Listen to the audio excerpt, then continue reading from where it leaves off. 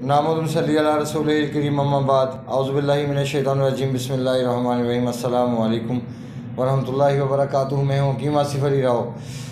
आज का जो मौजू हमने तरतीब दिया है ये भी हमारे एक मौसम के हवाले से सब्ज़ी का इस्तेमाल किया जाता है जिसको हम करेला कहते हैं। और करेले के इस्तेमाल से बहुत सारे लोग आगाह हैं, बहुत सारे लोग शौक़ से इसका इस्तेमाल करते हैं। और ख़ास तौर पे करेले गोश्त अगर बनाया जाए तो बहुत मज़ेदार जायका इसका बनता है और इंसान के टेस्ट के हवाले से भी इंसान को इंजॉय करवाता है। अगर हम इसको कटे गोश्त के साथ इस्तेमाल करते हैं तो ये ज़्यादा खुश्की पैदा करने की सलाहियत रखेंगे, चूँकि इसका जो मिजाज तरतीब दिया है अल्लाह रब्बुल इज़्ज़त ने वो खुशक गर्म तरतीब दिया है। और खुशक गर्म का मतलब ये है कि ये खुश्की को पैदा करने के साथ साथ ये आपके जिस्म से खारिज करेगा। दूसरे लफ्ज़ों में यूँ कह सकते हैं कि ये तेज़ाबियत को भी किसी हद तक रिमूव करने की सलाहियत रखेगा। इसके बाद हम बात करते हैं कि इसके फ़ायदे क्या क्या हो सकते हैं। ये ब्लड शुगर के हवाले से काम करेगा, ये गुड फैट के हवाले से काम करेगा, वेट को लूज़ करने के हवाले से काम करेगा। इसके अलावा ये बलगम को ख़त्म करने के हवाले से काम करेगा, स्पेशल वो बलगम जो रतूबात की ज़्यादती की वजह से इंसान के जिस्म में पैदा होती है। तो जिस्म के अंदर जैसे जैसे हरारत बढ़ती चली जाएगी खुश्की बढ़ने के साथ साथ, चूँकि जब खुश्की अपने अरूज पे पहुंचती है तो रतूबात खुश्क होना शुरू हो जाती हैं। और जब रतूबात खुश्क होना शुरू होती हैं तो फिर हकीकत में जो हकीकी हरारत है वो बढ़ना शुरू होती है, जिसको हम हरारत गरेज़िया कहते हैं। हरारत गरेज़िया का मतलब ये है कि वो हरारत जो आपके जिस्म के अंदर ताकत और तवानाई को बरकरार रखे और आपके लीवर को और आपके किडनी को एक्टिव रखने का सबब बने। और ये ऐसे इंसान के लिए बहुत ज़्यादा फ़ायदेमंद है जिस इंसान के दिल के पास खून का दबाव कम हो और रतूबात ज़्यादा हों और ज़ोफ़े दिल मतलब दिल के पास खून का प्रेशर कम पहुंचता हो, फिर रेशादार बलगम आता हो या असबी फालिज हो जो बाईं साइड का फालिज होता है, या भूख बंद हो गई हो। ऐसी सूरत में आप करेले का इस्तेमाल कर सकते हैं। और करेले का इस्तेमाल ऐसी हालत में ज़रूर फ़ायदेमंद साबित होता है कि जब आपके जिस्म में रतूबात होती हैं। हाँ, अगर आपको कॉन्स्टिपेशन की शिकायत है या आपको कब्ज़ के मसाइल का सामना करना पड़ता है, कब्ज़ जैसी मुसीबत का आपको सामना रहता है, तो फिर आप याद रखें कि फिर आप करेले का इस्तेमाल नहीं कर सकते। अब हम साइंसी नुक्ता नज़र से आपको बताते हैं कि इसके अंदर क्या कुछ मौजूद है और वो किस किस हालत में हमें फ़ायदा पहुंचाने की सलाहियत रखता है। इसमें जो अज़ा मौजूद हैं उसमें कैलोरीज़, उसमें कार्बोहाइड्रेट्स, उसमें फ़ाइबर, इसमें विटामिन सी, इसमें पोटाशियम, इसमें आयरन, ये तमाम चीज़ें मौजूद हैं। अब ये हम तमाम चीज़ों का अगर हम जायज़ा लेते हैं तो इससे हमें क्या अंदाज़ा होता है कि इसमें जितनी चीज़ें मौजूद हैं।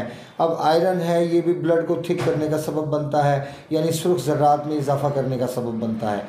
और हम तब इसका इस्तेमाल करेंगे कि जब हमारे जिस्म में सुर्ख ज़र्रात की कमी होगी। जब हमारे जिस्म में सुर्ख ज़र्रात की कमी होती है तो इसका मतलब ये होता है कि हमारे जिस्म के अंदर रतूबात बढ़ चुकी हैं और जिस्म में रतूबात बढ़ने की वजह से हमारा मस्कुलर सिस्टम दबाव का शिकार नहीं रहा या वो अपनी वर्किंग सही सर अंजाम नहीं दे पा रहा, जिसकी वजह से फिर हमारे जिस्म के अंदर रेड सेल्स की कमी वाक़या होनी शुरू हो जाती है।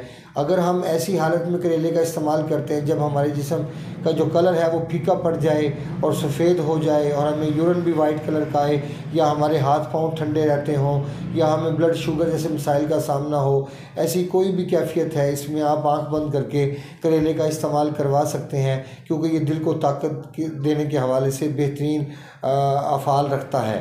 लेकिन जब हम देखते हैं कि अगर हम इसको इस्तेमाल करवाते हैं ऐसी हालत में जब हम एसिडिटी का शिकार होते हैं या हमें कोई बवासीर के मसाइल का सामना करना पड़ता है। हाँ, इसकी कंडीशन एक और है कि अगर आप इसको सिंपल इसका पानी निकाल के किसी पेशेंट को मुसलसल इस्तेमाल करवाते हैं और कुछ ही दिनों के अंदर महसूस करेंगे कि अगर बवासीर की शिकायत हैं तो वो भी ख़त्म हो जाएंगी।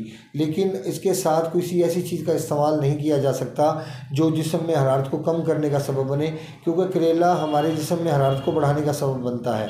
इसीलिए फिर ये पेशाब को कम करने का भी सबब बनता है और पेशाब को कंट्रोल करने का सबब बनता है। लेकिन पेशाब कौन से वाला, जो हमारे जिस्म से रतूबात की सूरत में पानी निकल रहा हो, वो हमारी नज़र में यूरिन हम कहते ज़रूर हैं लेकिन हकीकत में वो यूरिन होता नहीं है, क्योंकि जब जिस्म में रतूबात बढ़ जाती हैं तो हमारे जिस्म में यूरिन पैदा होने की बजाय हमारे जिस्म से पानी निकलना शुरू हो जाता है। और उसका सबसे बड़ा वाज़ेह सबूत ये होता है कि यूरिन का कलर बिल्कुल वाइट होता है, जैसे हमने पानी पिया हो ऐसी कलर में यूरिन आता है। जबकि हकीकत में यूरिन का आना कम से कम उसका जो कलर है वो इस हद तक येलो होना चाहिए या गोल्डन शेड देना चाहिए या उसको हल्का फुल्का सुर्खी माइल होना चाहिए। लेकिन अगर हमारी यूरिन के अंदर ऐसी कोई कंडीशन मौजूद नहीं है तो फिर समझ लें कि आपके जिस्म में हरारत बहुत कम है। और हरारत का कम होना आपके जिगर के लिए भी नुकसानदेह साबित होगा और आपके मस्कुलर सिस्टम के लिए भी नुकसानदेह साबित होगा। क्योंकि जिस वक्त दिल के ऊपर दबाव पूरा होता है तो वो खून को सही तरह जिस्म के अंदर फैलाने की सलाहियत रखता है और आपके लंग्स के पास पहुंचाने की भी सलाहियत रखता है। लेकिन अगर उसके ऊपर दबाव हद से ज़्यादा कम हो जाए या हद से ज़्यादा बढ़ जाए, दोनों सूरतों में हमारा दिल नुकसान में जाएगा, क्योंकि ये सूरत हार्ट अटैक की बन जाती है। इनमें से एक कंडीशन हमारी गुड फैट पे मुश्तमिल है, जिसको हम रतूबात की ज़्यादती कहेंगे या रतूबात का इज्तिमा कहेंगे, और दूसरी सूरत बैड फैट के ऊपर मुश्तमिल है, जिसको हम कहेंगे एसिडिटी या तेज़ाबियत कहेंगे, जहाँ पे हरारत की कमी होगी लेकिन आर्टिफिशियल हरारत ज़रूर काम कर रही होगी। लेकिन दोनों कंडीशन के अंदर हमारा जिगर नुकसान में रहता है। अगर आपके जिस्म में एसिडिटी मौजूद है, लेकिन होना ये चाहिए कि उसके साथ हरारत भी मौजूद हो। अगर खुश्की मौजूद है तो हरारत भी मौजूद हो। अगर हरारत कम हो जाएगी और एसिडिटी बढ़ जाएगी तो उस सूरत के अंदर आप करेले का इस्तेमाल नहीं कर सकते, या जिस्म के अंदर जब हमारे ख़ारिश होती है ऐसी सूरत में हम करेले का इस्तेमाल नहीं कर सकते, या हमें पेप्टिकल अल्सर का सामना करना पड़ता है तब भी हम इसका इस्तेमाल नहीं कर सकते। क्योंकि जहाँ पे रेड सेल्स बढ़ाने की सलाहियत इसके अंदर मौजूद है तो फिर ये चीज़ हमारे लिए उस सूरत में फ़ायदेमंद साबित हो सकती है कि जब जिस्म में रतूबात की ज़्यादती हो और हरारत की कमी हो, तो फिर आप इसको बिला झिझक डेली रूटीन में इस्तेमाल कर सकते हैं। कभी आप इसको चने की दाल के साथ इस्तेमाल कर सकते हैं, कभी आप इसको देसी मुर्गी या बकरे के साथ इस्तेमाल कर सकते हैं। ये हर सूरत में फ़ायदेमंद साबित होगा। लेकिन सिर्फ वही सूरत बाकी बचती है कि जब पेशेंट का मुँह कड़वा ना होता हो, या उसका मुँह का ज़ायका गंदा न रहता हो, या उसको कॉन्स्टिपेशन के मसाइल का सामना न करना पड़ता हो। ऐसी हालतों के अंदर आप इसको इस्तेमाल कर सकते हैं।